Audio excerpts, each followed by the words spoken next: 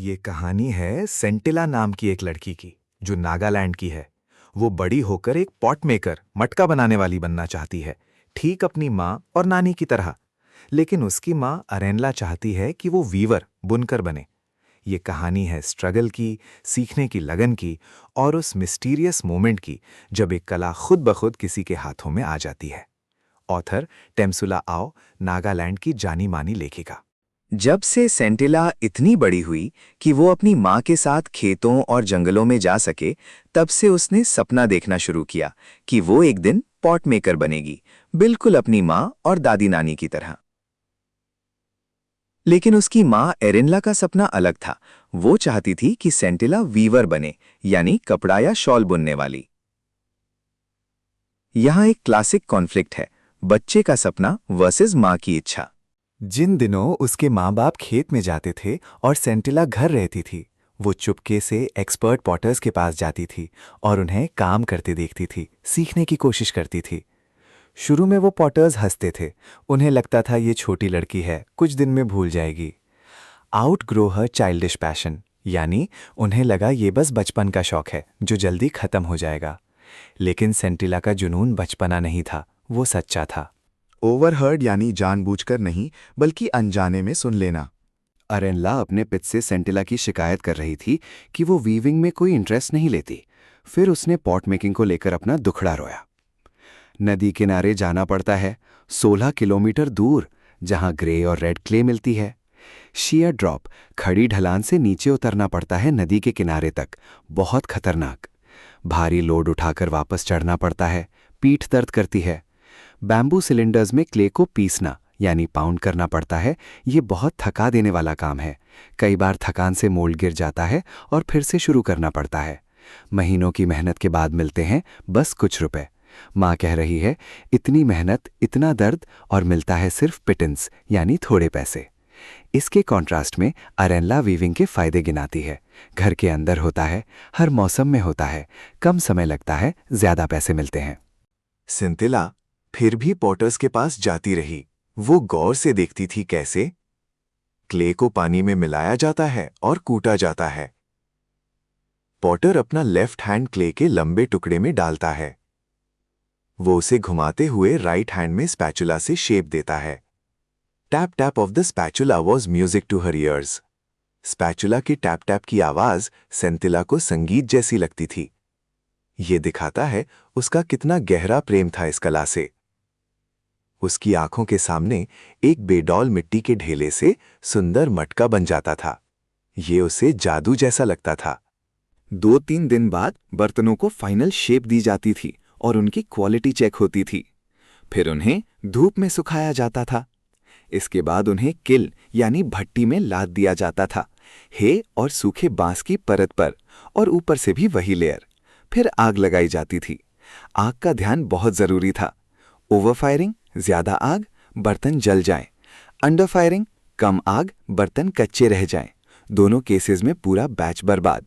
ये दिखाता है कि पॉट मेकिंग कितना डिटेल्ड और स्किल्ड काम है। धीरे धीरे पूरे गांव को पता चल गया कि सेंटिला पॉटर्स के पास जाती है और अरेनला उसे पॉट मेकिंग नहीं सिखा रही। गांव वाले चिंतित हुए। अगर सभी पॉट मेकर्स ने ऐसा किया तो अगली पीढ़ी में कोई एक्सपर्ट पॉटर नहीं बचेगा। तब विलेज काउंसिल, गांव की पंचायत जैसी संस्था ने सेंटिला के पिता मैसोबा को बुलाया। मैसोबा ने बहुत विनम्रता से जवाब दिया, हम सेंटिला की बीमारी के बाद उसे और मजबूत होने देना चाहते थे। जल्द ही आप उसे बेस्ट पॉट्स बनाते देखेंगे। विलेज एल्डर्स ने उसे जाने दिया, लेकिन कहा, ये स्किल्स जो जनरेशन से चली आ रही हैं, वो किसी एक की प्रॉपर्टी नहीं है। एक्सपर्ट को अपने बच्चे के अलावा भी जो सीखना चाहे उसे सिखाना चाहिए। संदेश, ट्रेडिशनल स्किल्स किसी एक की नहीं, पूरे समाज की धरोहर हैं। सेंटिला को पॉट मेकिंग का जुनून है। माँ वीविंग सिखाना चाहती है। माँ की नज़र बचाकर वो पॉटर्स से सीखती रहती है। माँ ने रात में बताया, पॉट मेकिंग बहुत मेहनती और कम आमदनी वाला काम है।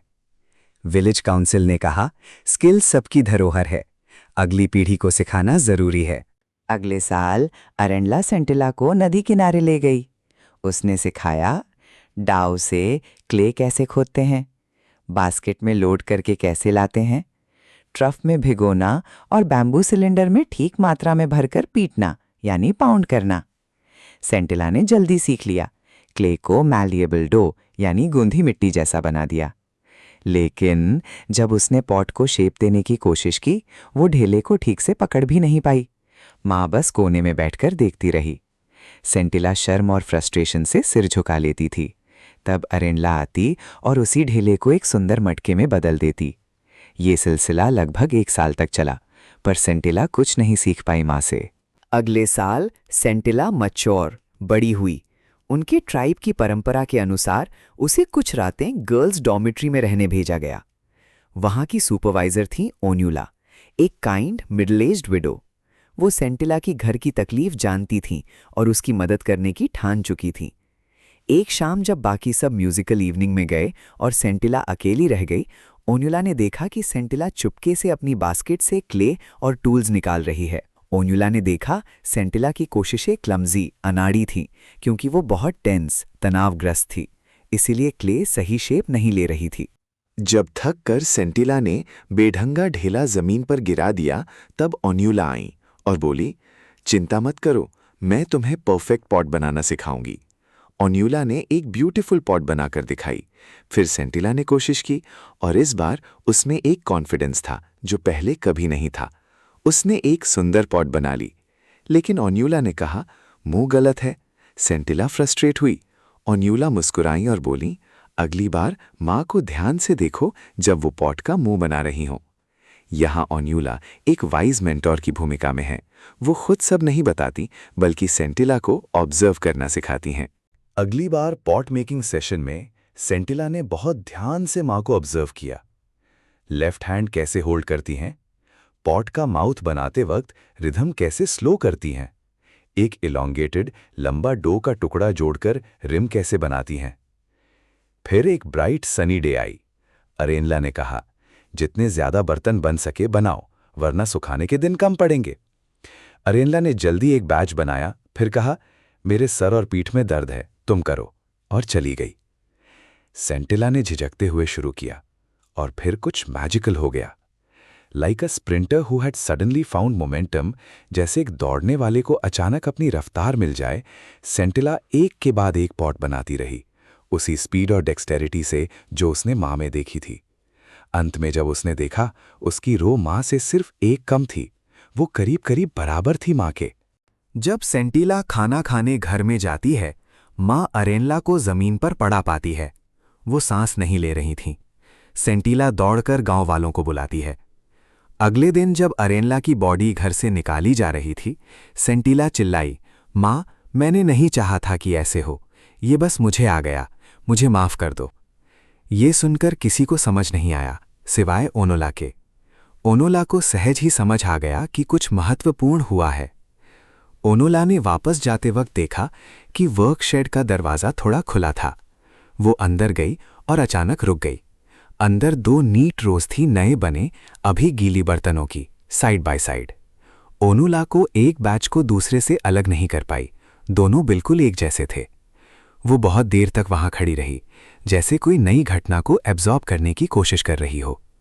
She believed that she had just witnessed a profound revelation in the 2 batches of still moist pots standing side by side in perfect symmetry. अर्थ, ओनोला को लगा माँ की स्किल माँ की मृत्यु से ठीक पहले उसी दिन सेंटिला में ट्रांसफर हो गई। ये एक डिवाइन या मिस्टीरियस ट्रांसमिशन थी। A new pot maker was born, एक नई पॉट मेकर का जन्म हुआ। ये कहानी सेंटिला की जर्नी है, एक पैशनेट लड़की की जो पॉट मेकिंग को अपना धर्म मानती है। माँ की अनिच्छा, विलेज काउंसिल का हस्तक्षेप, ओनोला का मार्गदर्शन और अंत में माँ की मृत्यु के दिन ही स्किल का मिस्टीरियस ट्रांसफर, ये सब मिलकर एक पावरफुल कहानी बनाते हैं। कहानी का असली मैसेज है, ट्रेडिशनल क्राफ्ट्स और स्किल्स सिर्फ जीविका का साधन नहीं, वो किसी कम्युनिटी की पहचान, इतिहास और आत्मा होते हैं। इन्हें संभालना हर एक्सपर्ट का कर्तव्य है और कभी-कभी कोई स्किल इतनी डीपली लर्न्ड होती है कि वो हाथों में खुद ब खुद उतर आती है।